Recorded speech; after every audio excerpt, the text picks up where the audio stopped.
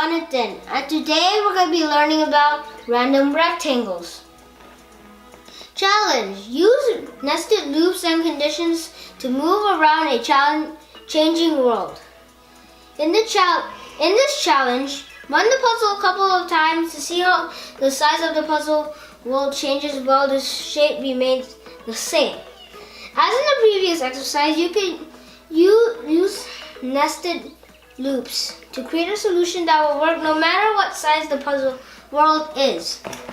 So in the code, we're going to say while, and this one we're going to say is not on close switch.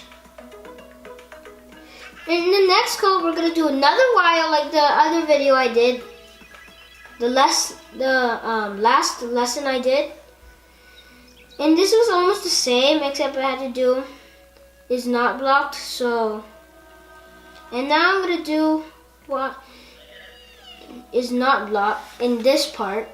And after that, we're going to do the thing for what is not blocked.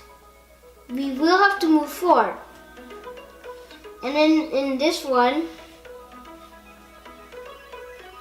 we're going to say if is blocked. We're going to turn left. Wait, I mean right instead.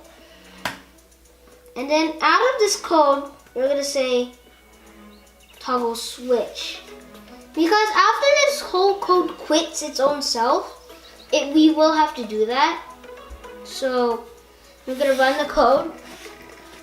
And one reason why we're putting toggle switch on the end is because it's going to shut down the whole while loop and then it's going to go to the toggle switch. Because if we toggle the switch inside the while loop, it's going to keep going forever, which is going to make this whole level fail.